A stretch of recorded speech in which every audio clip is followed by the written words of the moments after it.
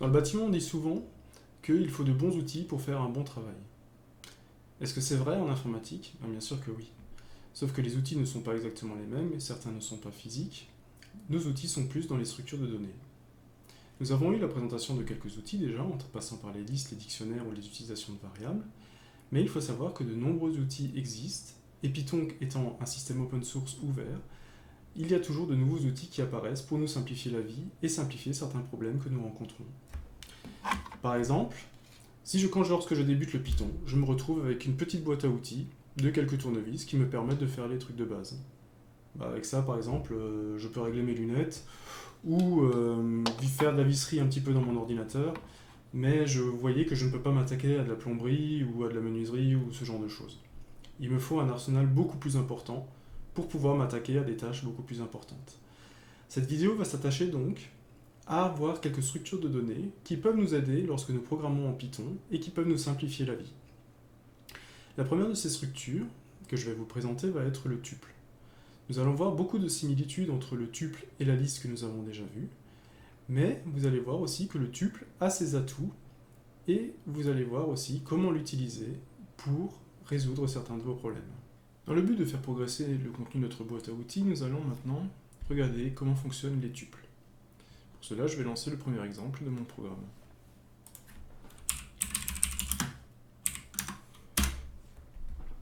Alors, qu'est-ce qu'un tuple? Un tuple, vous allez le voir, a de grandes similitudes avec les listes. Il fonctionne pratiquement pareil, à quelques exceptions près. C'est qu'un tuple n'est pas modifiable une fois qu'il a été créé. Nous avons vu que nous pouvions créer une liste vide, y ajouter des éléments, en supprimer ou modifier des éléments qui sont dedans. Eh bien, un tuple, une fois créé, ne pourra plus être modifié. C'est beaucoup moins flexible qu'une liste si on y réfléchit, mais d'un autre côté, c'est beaucoup plus sécurisant. Vous pouvez mettre dedans des valeurs que vous voulez verrouiller en écriture aux gens qui vont utiliser votre programme. On peut par exemple faire un rapport entre les constantes dans un programme qui n'existe pas en Python et qui par exemple verrouille la valeur constante qui sera utilisée dans le programme. Si je prends un exemple, souvent on a la constante pi dans les programmes qui font des calculs mathématiques. On ne veut pas qu'un utilisateur puisse modifier la valeur de pi. C'est pour ça qu'on le déclare en tant que constante. Pi a une valeur qui a un jour été calculée et qui est utilisée telle quelle par tout le monde. Et bien dans les tuples, nous sommes sur cette idée-là. Nous créons un tuple, nous ne permettons pas de modifier ce qui est dedans, ce qui effectivement nous enlève un avantage de flexibilité, mais qui d'autre part pourra nous aider puisque cela rend le tuple utilisable, comme par exemple en tant que clé d'un dictionnaire, puisque un tuple n'est pas considéré comme un type mutable. Explorons un petit peu le type tuple au travers de quelques exemples. La première chose, j'ai créé un tuple qui contient des valeurs. J'ai utilisé des valeurs de plusieurs types différents pour vous montrer qu'un tuple peut contenir une grande quantité de types différents. Ici, j'ai mis la valeur 1, donc une valeur numérique, banane qui est une chaîne de caractères, et la valeur true qui est un booléen. Notez la syntaxe, cette fois-ci, nous avions des crochets pour les listes, nous avions des accolades pour les dictionnaires, cette fois-ci nous avons des parenthèses pour les tuples. Et que nous renvoie Python lorsque nous affichons le tuple? Eh bien, il nous renvoie un tuple en respectant sa syntaxe, c'est-à-dire parenthèse ouvrante, parenthèse fermante, avec les éléments que nous lui avons indiqués, et il nous indique que la classe est tuple. Donc tuple est aussi un type de Python. Ok. Nous pouvons créer un tuple à partir d'une liste, c'est-à-dire que la liste, dans cette opération, va perdre son caractère flexible.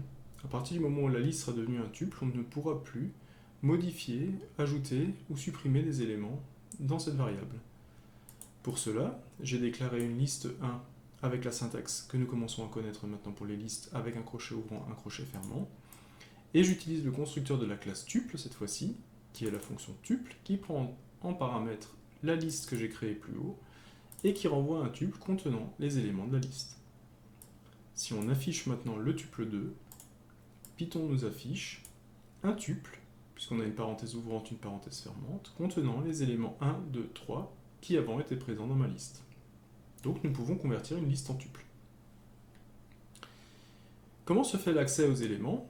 Je vais passer assez vite sur cette partie puisqu'elle fonctionne exactement comme les listes, eh bien nous pouvons nous référencer aux éléments d'un tuple par leur valeur d'indice.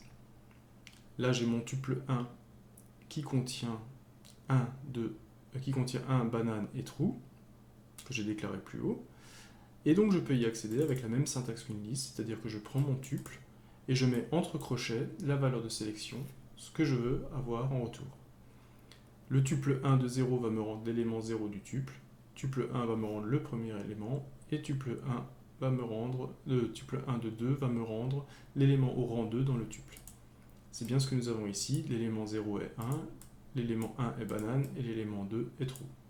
Ok. Très bien, cette solution fonctionne. Nous pouvons aussi utiliser l'affectation multiple que nous avons déjà vu auparavant. Je sais que mon tuple contient 3 éléments, 1, banane et trou, et donc je peux l'affecter à 3 variables différentes séparées par des virgules. Si je regarde ce que contient chacune des variables, eh bien j'ai A qui contient bien 1, B qui contient bien banane, et C qui contient trou. Le tuple a été éclaté en 3, et chacune des valeurs du tuple a été affectée à une variable différente. Nous avons déjà vu comment les tuples sont souvent utilisés en retour de fonction. Et c'est un exemple que nous avons déjà vu, même si à l'époque je n'avais pas parlé de tuples. À l'époque où j'ai fait la vidéo sur les types de variables, j'avais expliqué que des fonctions pouvaient retourner plusieurs valeurs. J'avais utilisé la fonction divMod que nous voyons ici, qui prend en paramètre 2 entiers, et qui renvoie à la fois le résultat de la division et le reste de la division entière. Et c'est exactement, nous retrouvons ici la même écriture que l'affectation multiple que nous venons de voir plus haut, c'est-à-dire que j'utilise deux résultats, résultat 1, résultat 2, séparés par une virgule, qui prend le résultat de la fonction divMod sur 2 entiers. Et si j'affiche le résultat, eh bien, j'ai bien la solution, j'ai fait l'opération 2 divisé par 3, j'ai bien la solution que ceci équivaut à 0, et il reste 2. Donc la fonction a ramené plusieurs résultats qu'elle nous a fournis sous forme de tuple. Ok, donc comme les autres structures de données, et maintenant ça ne devrait plus être une grande surprise, la structure tuple peut se contenir elle-même, c'est-à-dire que vous pouvez créer des tuples de tuples. C'est ce que nous avons essayé de faire ici. Nous avons créé un tuple 3 qui contient un premier tuple qui est composé des valeurs numériques 1, 2 et 3, puis de tuple 1 que nous avons déclaré plus haut, et enfin d'un tuple qui contient deux valeurs booléennes, true et false. Et quand nous écrivons le contenu du tuple en dessous, nous avons bien le premier tuple 1, 2, 3, donc avec la syntaxe tuple, parenthèse ouvrante, parenthèse fermante, le tuple 1 que nous avions déclaré en haut, qui contient 1, banane et true, et le dernier tuple, true or false, et tout cela est contenu dans un tuple qui commence avec la première parenthèse et qui finit avec la parenthèse ici. Donc, là, normalement, ça n'aurait pu être une surprise. Ça fonctionne comme les listes. La seule différence, je le répète encore une fois, c'est qu'un tuple ne peut plus être modifié après sa création, ce qui fait que nous n'avons pas vu de fonction qui permette d'ajouter un élément ou de supprimer un élément. Voilà, nous avons passé en revue ce que nous pouvons faire avec un tuple, et notre boîte à outils a déjà un petit peu grandi, elle s'est déjà fournie. Nous avons maintenant de nouveaux outils à notre disposition. J'ai par exemple voilà, un marteau, un plus gros tournevis qu'avant. Nous nous rendons compte que les outils arrivent petit à petit et nous rendent la vie beaucoup plus facile, nous permettent de résoudre beaucoup plus de problèmes. Nous voyons aussi que les outils peuvent nous permettre de faire certaines choses, mais que ce n'est pas encore tout à fait adapté. Comme par exemple, si j'ai un marteau et j'ai un tournevis plat, je pourrais très bien avec ces deux outils ouvrir une boîte de conserve en prenant mon tournevis et en tapant fort dessus, mais déjà je risque de me blesser. Je risque effectivement d'ouvrir la boîte, mais de la mettre dans un état désastreux et même de détériorer ce qu'il y a à l'intérieur. Ce n'est absolument pas mon objectif. Donc vous voyez qu'il y a toujours une possibilité d'avoir un outil qui vous permette de résoudre un problème, mais ce n'est des fois pas le mieux adapté, ni peut-être le plus élégant. Donc, par exemple, pour ouvrir une boîte, il faudrait que je remplace ça par un ouvre-boîte, qui est l'outil qui convient dans ce cas-là. Donc, le rôle du développeur est de continuer à apprendre à se servir des différents outils mis à nos dispositions pour avoir dans son arsenal le plus souvent un outil très adapté au problème qu'il a envie de résoudre. Continuons donc sur la lancée, et après les tuples, nous allons voir les sets, qui sont encore une fois une variation de la liste, mais qui cette fois va nous aider à gérer les problèmes d'unicité. Après les tuples, j'aimerais passer maintenant à un nouveau type de données en Python, qui est le type set. Vous allez voir là aussi qu'il n'y a pas grand chose de nouveau que nous allons voir, il y a quelques différences par rapport aux structures que nous avons déjà vues, et si vous avez bien suivi la vidéo sur les dictionnaires, en fait, set ne devrait pas poser de problème de compréhension. Comme d'habitude, je vais lancer mon exemple.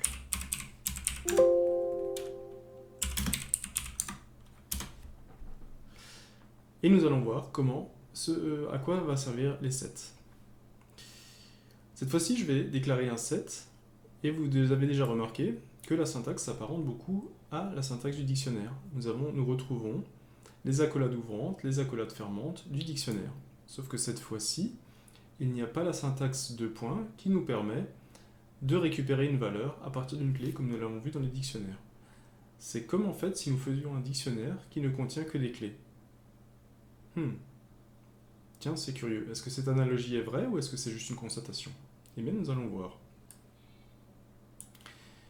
Nous allons voir le contenu du set 1 tel qu'il a été affiché en dessous. Donc le contenu du set 1 contient 1 et banane. Tiens, c'est étrange, nous lui avons donné 1, banane et trou. Où est passé le trou? Eh bien, si vous vous souvenez de l'explication sur les variables, vous savez que les variables non booléennes peuvent être interprétées comme des variables booléennes. C'est-à-dire que dans le cas du numérique, 0 vaut faux et 1 et tout le reste vaut true. Dans le cas d'une chaîne de caractères, une chaîne de caractères qui contient des caractères vaut true et une chaîne vide vaut faux. C'est-à-dire qu'en termes de booléen, 1 et banane valent déjà true.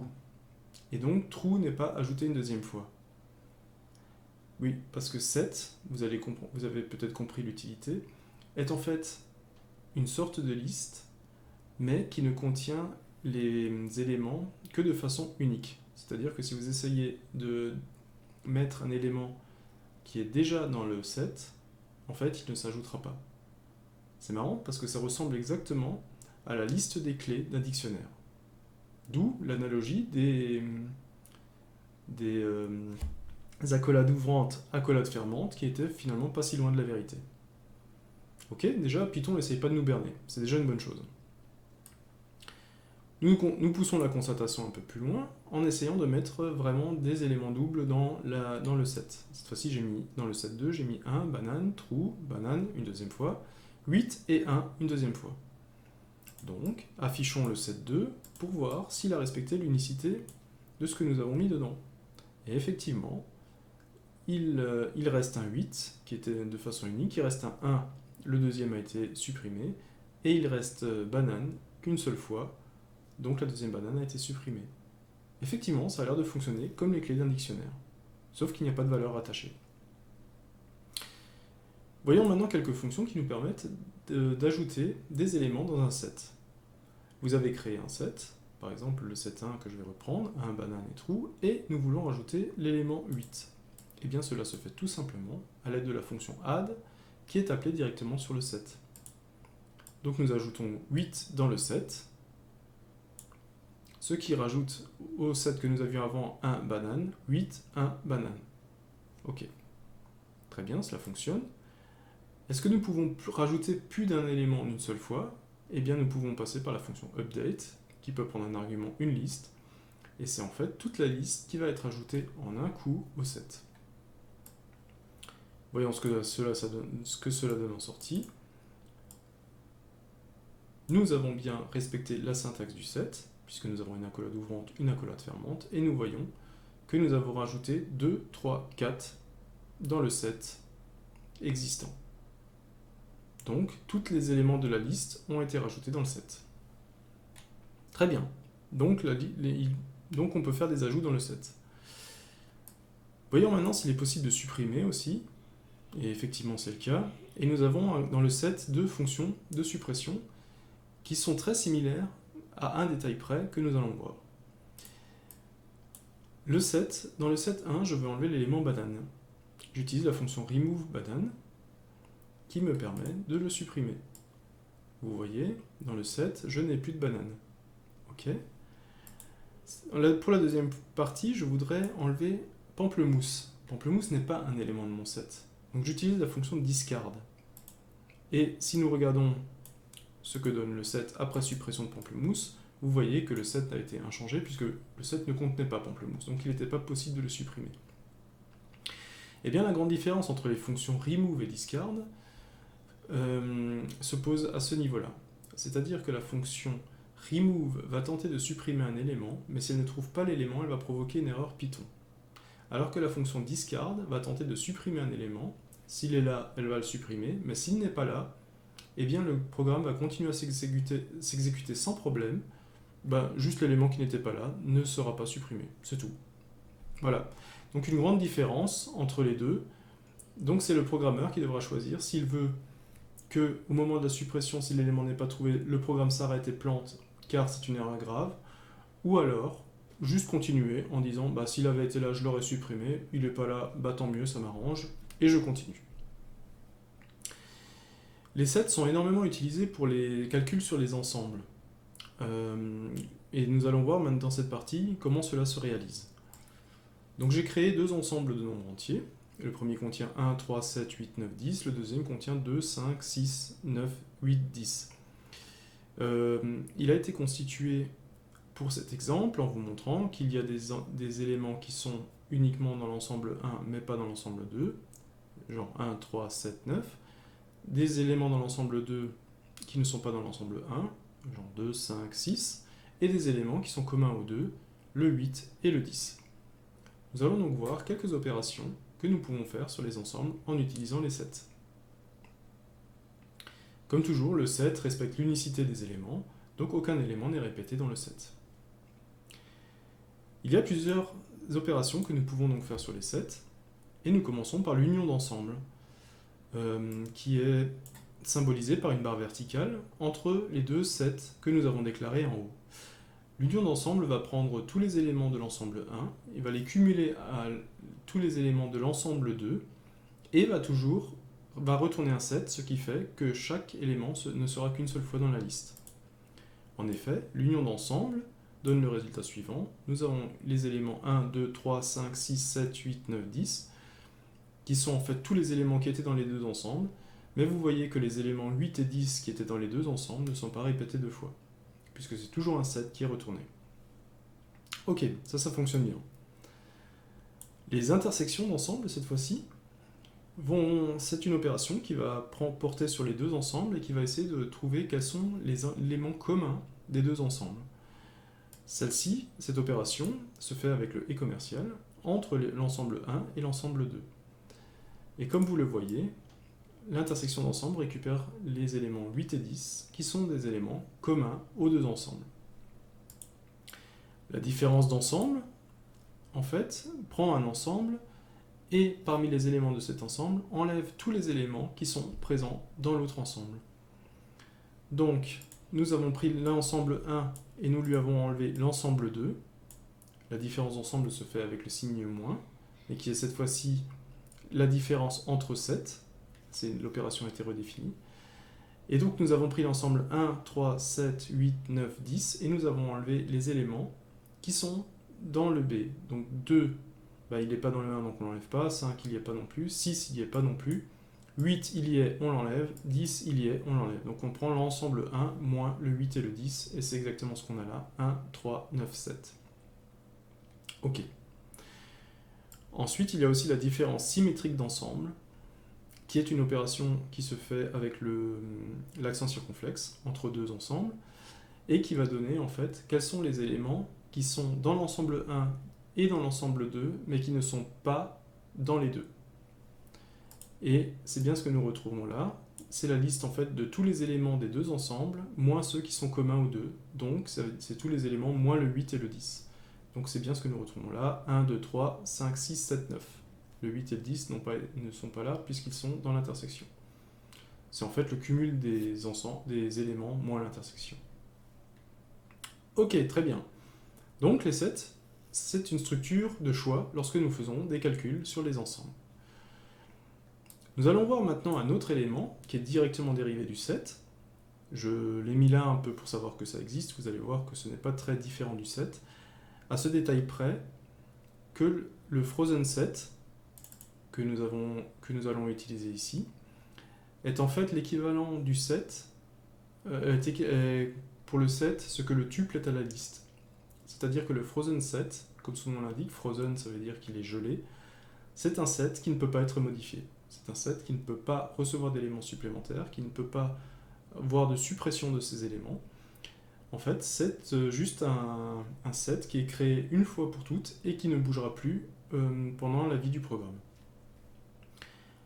Nous le déclarons cette fois-ci avec la fonction frozenSet et il prend en paramètre, ici j'ai mis un paramètre list qui contient un banane et true.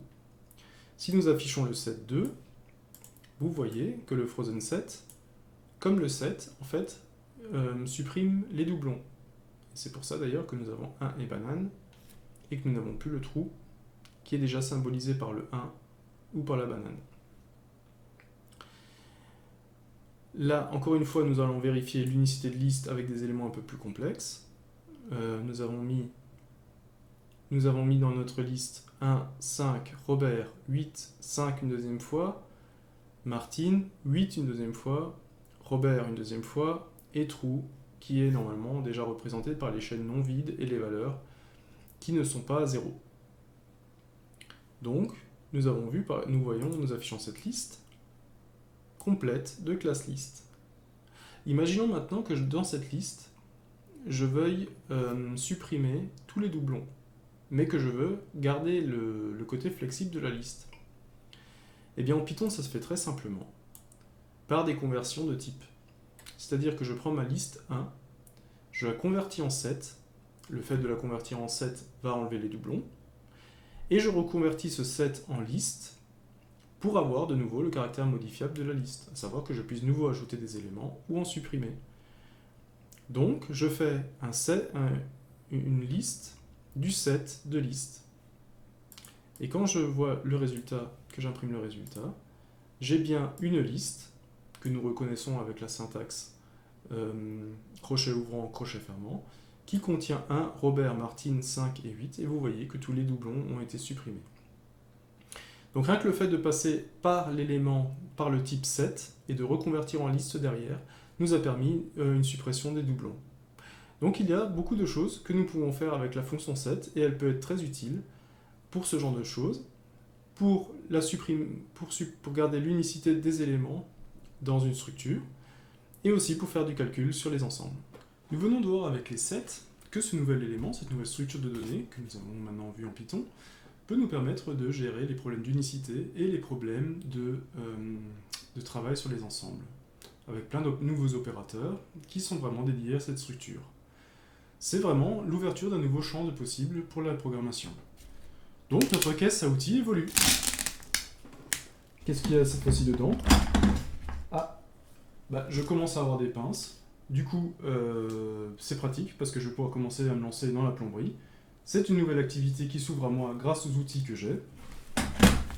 Et c'est donc une bonne chose. Nous continuons à avoir de nouveaux outils.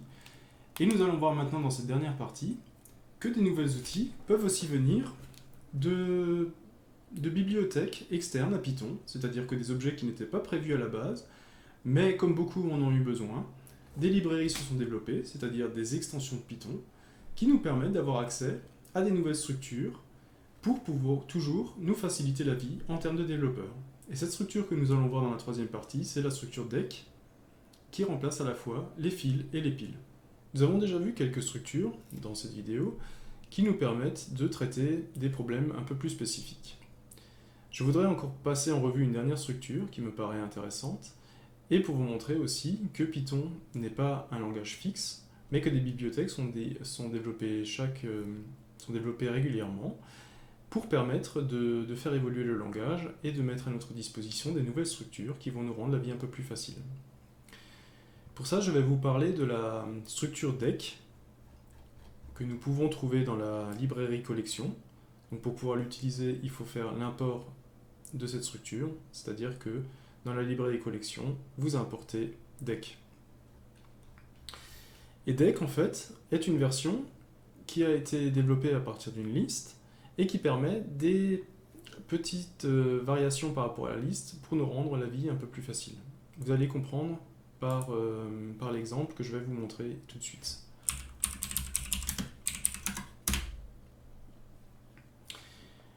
Voilà. Alors, nous allons voir, deck n'utilise pas une syntaxe comme les crochets ou les accolades ou les parenthèses comme nous l'avons vu pour les tuples, les listes et les dictionnaires, mais utilise directement le constructeur de la classe deck. Nous allons voir ça dans la programmation objet, comment cela se passe.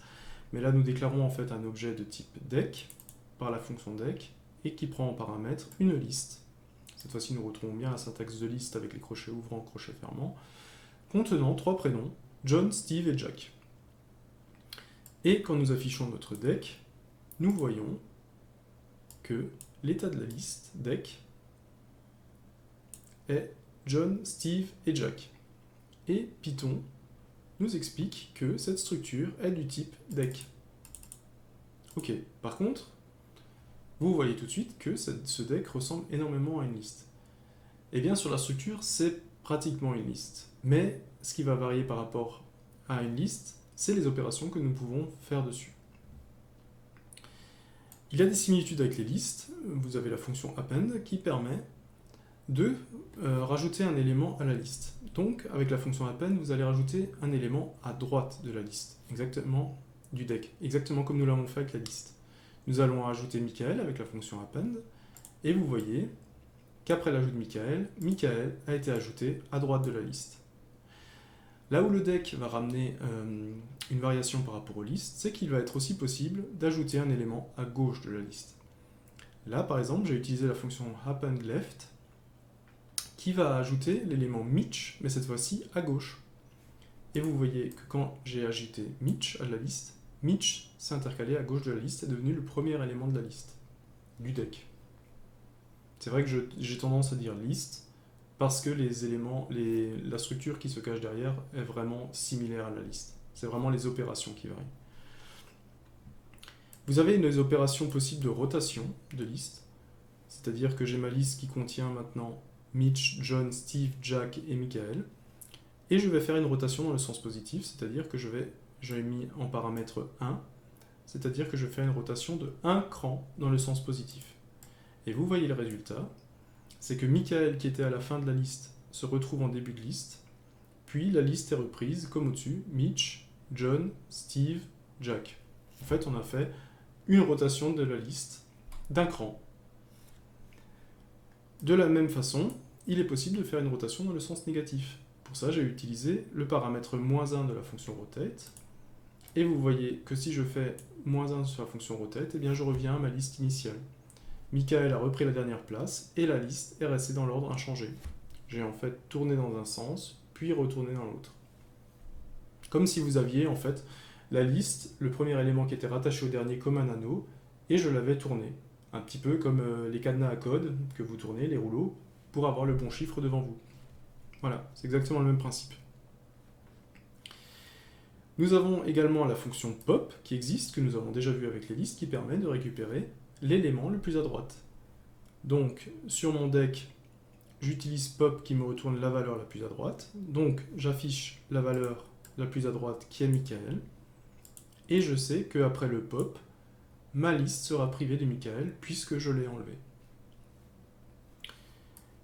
Là, comme nous l'avons vu avec append et appendLeft, le deck propose aussi la solution d'avoir un pop left. Et donc, avec le pop left, vous avez la possibilité de récupérer l'élément le plus à gauche. Si je fais un pop left sur ma liste, qui me retourne une valeur, la valeur sera cette fois-ci Mitch, qui est le premier élément de ma liste, et après le pop left, la liste sera privée de l'élément Mitch. Voilà, donc vous vous rendez compte que le deck par rapport à la liste ramène une flexibilité supplémentaire, c'est-à-dire que vous pouvez aussi bien rajouter un élément à la fin qu'au début, et prendre un élément de fin ou de début. Et le deck va pouvoir remplacer beaucoup de structures algorithmiques que nous connaissons, comme par exemple la file. La file, c'est une structure qui fonctionne en disant que premier élément ajouté dans la file sera le premier qui va ressortir. Donc c'est-à-dire que par exemple, vous ajoutez à droite, vous prenez à gauche. Si on devait prendre un cas concret de la file, par exemple, vous imaginez des voitures qui roulent sur l'autoroute toutes à la même vitesse, et bien la première voiture qui rentrera dans le tunnel sera la première qui en sortira. Voilà le traitement par exemple d'une file qui peut être représentée par un deck. Le deck peut aussi représenter ce qu'on appelle en algorithmie une pile. Et là, pour expliquer ça, je peux reprendre le principe d'une pile d'assiettes, c'est-à-dire que quand vous prenez une pile d'assiettes, vous mettez la dernière assiette dessus, et la première assiette que vous reprenez est la dernière que vous avez posée. Donc, là par exemple, vous pouvez faire un append sur le deck pour ajouter un élément à la fin de la liste, et vous pouvez faire un pop pour le reprendre. Mais vous pouvez aussi faire un append left pour ajouter un élément en début de liste, et un pop left pour reprendre l'élément en début de liste. Bref, nous allons voir énormément de cas où cette liste est utilisée. Je pense notamment au parcours des graphes en profondeur et en largeur. Et elle apporte un peu de flexibilité supplémentaire qui nous manquait sur la liste. Ça y est, vous êtes maintenant incollable sur les decks. Donc cette vidéo nous a fait voir pas mal de nouvelles structures de données, les sets, les tuples, maintenant encore les decks. Elle nous a montré aussi que certaines structures sont implémentées directement dans Python, d'autres comme les decks ont été implémentés par la suite au travers de bibliothèques. Et nous verrons aussi dans la suite que nous pouvons étendre encore ce constat avec la programmation objet qui vont nous permettre de réaliser nos types à nous qui vont nous servir dans la vie. Donc notre boîte à outils est très complète pour la journée, nous l'avons bien remplie et elle va nous servir énormément dans les différents travaux de programmation que nous allons faire dans les prochains temps. Vous vous dites peut-être que ça fait beaucoup de choses d'un coup, beaucoup de types différents et que vous ne savez pas forcément dans quel cas les utiliser. Eh bien, si j'ai un conseil à vous donner, vous pouvez répertorier dans un tableau, comme je l'ai fait ici, là, tous les types que vous connaissez et quelles sont leurs spécificités. Vous pouvez leur mettre s'ils sont mutables ou non, si ils ont une gestion de l'unicité, si on peut rechercher par clé une valeur, s'ils fonctionnent comme une pile, c'est-à-dire que le dernier élément qui est arrivé est le dernier qui sort, ou s'ils fonctionnent plutôt comme une file, c'est-à-dire le premier élément qui rentre est aussi le premier qui sort. On peut reprendre l'image de la pile d'assiettes et du tunnel que nous avons évoqué au cours de la vidéo. Enfin, si nous avons besoin que la structure soit triable, cela peut aussi être un élément qui a son importance. Et du coup, eh bien, suivant ce que vous avez besoin de faire dans votre programme, vous pouvez chercher quel est, dans cette liste, l'élément le mieux adapté pour le représenter. Voilà, donc notre caisse à outils qui, au début, était assez petite, s'est étoffée au cours de cette vidéo. Nous avons pris connaissance de plein de choses, de plein de nouvelles structures qui vont nous servir dans les algorithmes. J'ai hâte de le mettre en œuvre. Mais cette vidéo, je la termine aujourd'hui, je la termine maintenant, parce que de mon côté, j'ai encore plein de travail de plomberie à faire du coup à la maison, et encore d'autres petits travaux ménagers. Donc je vous laisse, et je vous dis à bientôt pour la suite de nos aventures.